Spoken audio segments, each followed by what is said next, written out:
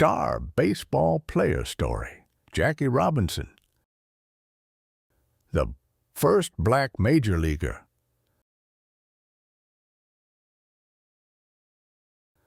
On April 15, 2004, the American Major League Baseball games started everywhere in the year. The spectators generously applauded for the teams they were rooting for. But on that day, something was different with the game. Every baseball athlete was wearing the back number 42. Murmurs of people broke out in the stand. Why are all the players of both teams wearing the same number? And then the stadium announcer made an announcement informing the people with the reason behind it. Ladies and gentlemen, today is Jackie Robinson Day. From now on, MLB will be annually honoring the day he debuted.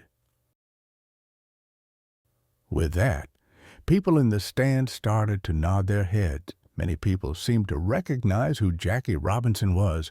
The announcement continued. Every baseball player will be playing today with the back number 42, the back number of Jackie Robinson.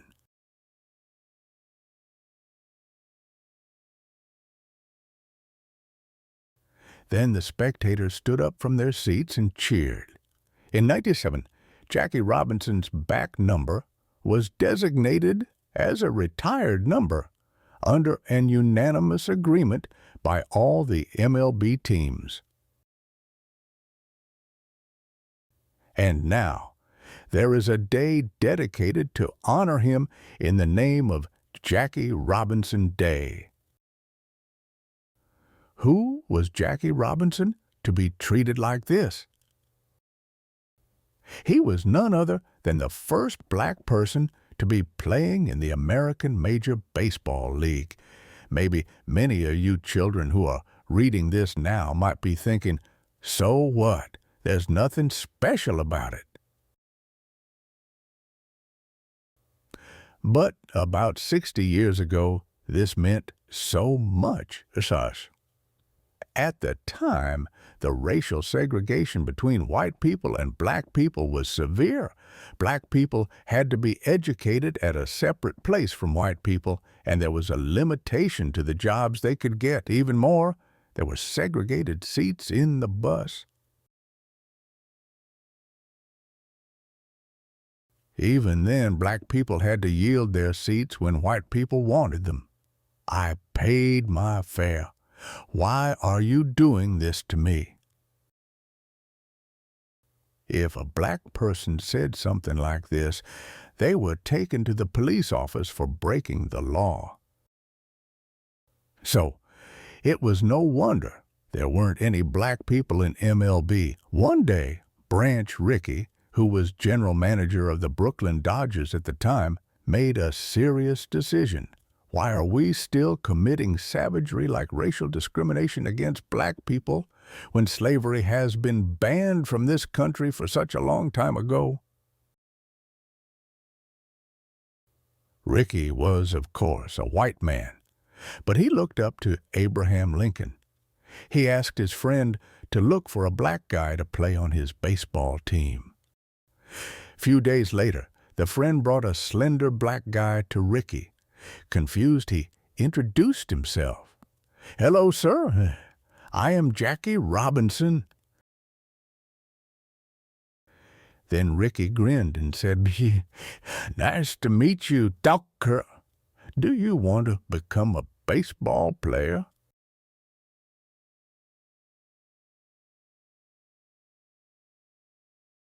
Rickey intentionally emphasized the racial slur to test if Robinson was patient enough.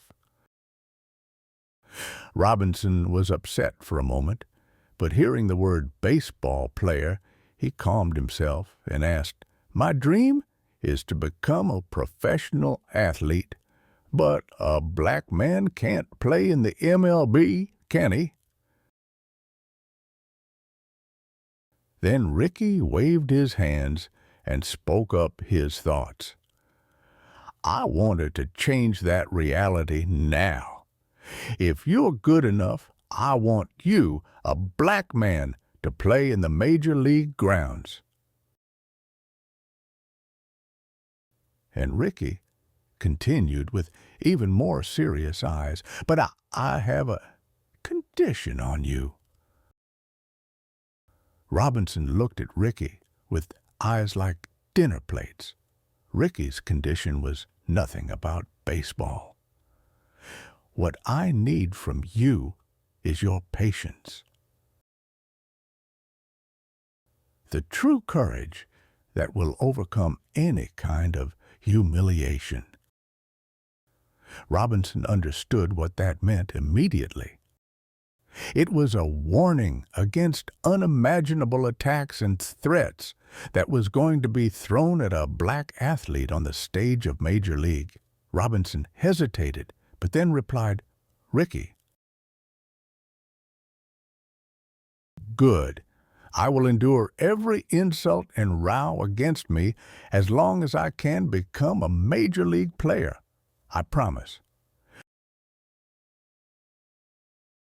Ricky was relieved after hearing Robinson's determination. He then sent Robinson to a minor league team to hone his skills. Having a natural talent, Robinson soon stood out, and on April 14, 1947, he finally made his debut in a major league game. It was the historic moment the first black major league athlete was born. But the reality was not so smooth. The spectators booed at Robinson, even though he did nothing wrong, and even his teammates stayed away from him, only thinking about how to kick him out. The judges would make unfair decisions against him as well. The opposing team members would make threatening actions and harshly insult him. "Hey, you knuckle! Get out of the sacred stadium already!" Robinson's teammates ignored him, although they heard it as well. Every time that happened, a swarm of sadness overwhelmed Robinson. He was so willing to punch them in anger. But Robinson swallowed all that emotions. "If I break out in emotions now, they will win. If I can bear all these sufferings, then I will win." Robinson clenched his jaws as he ran across the stadium. A single stream of tears rolled down on his dark cheek. Things did not change much, even after a couple more years. "You will be showered with bullets if you show up for the next game," the white spectators continuously threatened Robinson. One coach even ordered his player to intentionally injure him. Slowly but surely, the people around Robinson started to change after witnessing his patience and his talent in baseball. Firstly, one by one, his teammates started to accept him. They even came over to him and gave high fives from time to time. Jackie Robinson kept playing in MLB for 10 years. In the meantime, the Dodgers won the World Series, and Robinson was appointed as the MVP. Him being black did not matter when his batting average, base stealing, and RBI recorded first and second places in the entire season. But more importantly, the number of black baseball players playing in the major league increased gradually in those 10 years. When Robinson was about to retire, there were more than 100 black athletes in the league.